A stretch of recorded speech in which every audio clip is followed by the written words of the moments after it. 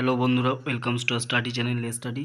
বন্ধুরা, আজকে আমরা এই ভিডিওতে জানব আলিপুরদুয়ারের বিভিন্ন ব্লকে যে অ্যাকাউন্টেন্ট নিয়োগ হচ্ছে, এটা কী লাগছে, সিএলএফ অ্যাকাউন্টেন্ট এমআইএস যে নিয়োগ হচ্ছে তার যে এমআইএস নিযুক্তকরণ যে তথ্য আছে টোটালটা এই ভিডিওর মাধ্যমে আমরা জানব।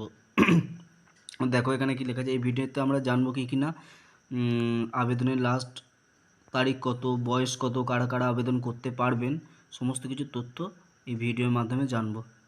তো চলুন শুরু করা যায় ভিডিওটি। এখানে কি লেখা আছে, এখানে আনন্দধারা প্রকল্পের যা বা WBSRLM ও সংশ্লিষ্ট সংঘের অধীনে সিএলএফ অ্যাকাউন্টেন্ট এবং এমআইএস নিযুক্তকরণ এত দ্বারা জানানো যাচ্ছে যে এখানে কী লেখা আছে, আনন্দধারা প্রকল্পের আওতায় পরিচালিত আলিপুরদুয়ার সাব ডিভিশনের অন্তর্গত সমস্ত ব্লকের অধীনস্থ সকল সংঘ বা সমবায়ে সিএলএফ অ্যাকাউন্টেন্ট এবং এমআইএস পদে অস্থায়ী নিযুক্তকরণের জন্য সেই ব্লকের যোগ্য আনন্দধারা প্রকল্পের স্বনির্ভর দলের সদস্য প্রার্থীদের কাছ থেকে আবেদনপত্র আহ্বান করা হচ্ছে। এবং ডিস্ট্রিক্ট লেভেল যে সিবিও এইচআর আলিপুরদুয়ার সাব ডিভিশন কমিটির অনুমোদনক্রমে চূড়ান্ত তালিকা তৈরি করা হবে। এখানে দেখা যাচ্ছে এছাড়াও জানানো যাচ্ছে যে আনন্দধারা রাজ্যের অফিসের এইচআর ম্যানুয়াল অফ সংঘ cooperative under Anandadhara project WBSRLM memo number একটা দেওয়া আছে, এখানে মেমো নাম্বারটা দেখতে পাচ্ছ, ঠিক আছে। 22/9/2025 নির্দেশানুসারে সিএলএফ অ্যাকাউন্টেন্ট বা এমআইএস হিসাবে কাজ করতে বাধ্য থাকিবেন।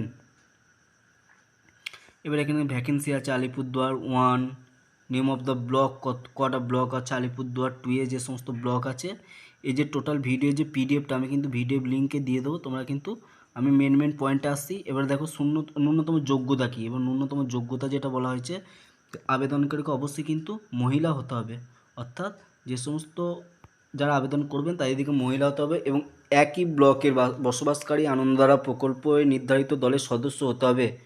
এই পদের জন্য নিযুক্ত হলে আপনার কর্মসংস্থান আপনার বাসস্থানের যে গ্রাম পঞ্চায়েতের অন্তর্গত সেই গ্রাম পঞ্চায়েত বাদে সংশ্লিষ্ট ব্লকের যে কোনো গ্রাম পঞ্চায়েতের সংঘ সমবায় হতে পারে। আর সেকেন্ড হচ্ছে সংঘ সমবায়ের বিওডি বা কর্মী ক্যাডারের পরিবারের সদস্য বা নিকট আত্মীয় হলে চলবে না।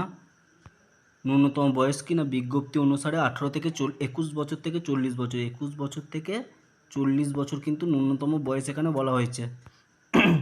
শিক্ষাগত যোগ্যতা হচ্ছে কমপক্ষে 6 মাসের কম্পিউটার কিন্তু কোর্সের সার্টিফিকেট থাকতে হবে। কী বলেছে, কমপক্ষে 6 মাসের বৈধ কম্পিউটার কোর্সের সার্টিফিকেট, যেটা MS word, MS excel, PowerPoint থাকতে হবে। প্রার্থী আনন্দধারা প্রকল্প স্বনির্ভর দলের সংঘ সমাবে খাতাপত্র লেখার অভিজ্ঞতা কমপক্ষে 2 বছর অভিজ্ঞতা থাকতে হবে কিন্তু।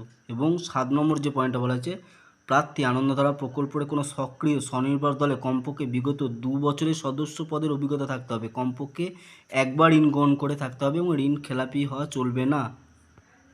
8 নম্বর যে স্থানীয় ভাষায় দক্ষ হতে হবে এবং বাংলা ইংরেজি লেখা পড়তে জানতে হবে। কাজের প্রয়োজন অনুযায়ী বাইরে যেতে হবে, কিন্তু বাইরে যেতে হবে।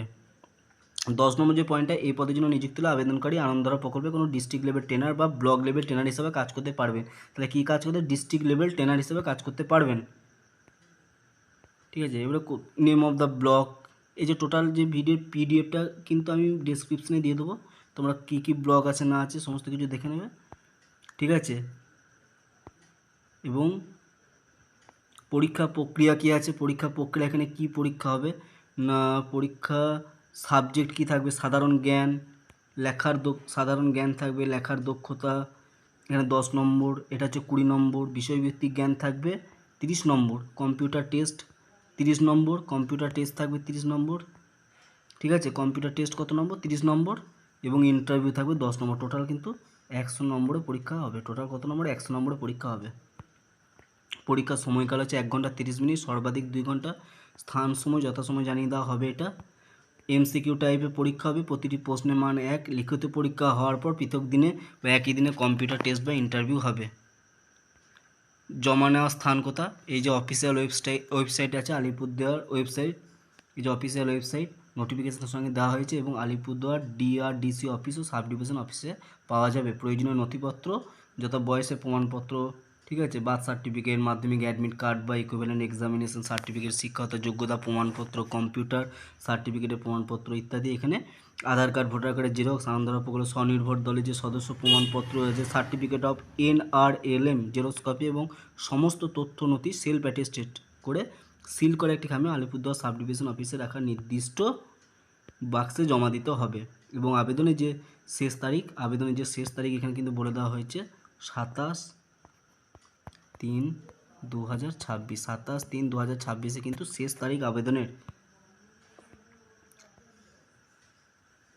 ঠিক আছে, তো এইটুকু ছিল তথ্য দেওয়ার ছিল। তো এই ধরনের ভিডিও কিন্তু পেতে তোমরা অবশ্যই চ্যানেলটিকে লাইক সাবস্ক্রাইব করে রাখবে এবং এই যে ভিডিওটাকে শেয়ার করবে, তাতে তোমাদের সাথে যারা সরকারি চাকরির জন্য প্রিপারেশন নিচ্ছ তারা কিন্তু যারা যারা আবেদনের যোগ্য তারা কিন্তু ফর্মটা ফিল আপ করতে যেন পারে। ধন্যবাদ বন্ধুরা, অবশ্যই চ্যানেলের পাশে থেকো এবং ভালো লাগলে ভিডিওটিকে অবশ্যই লাইক শেয়ার করো।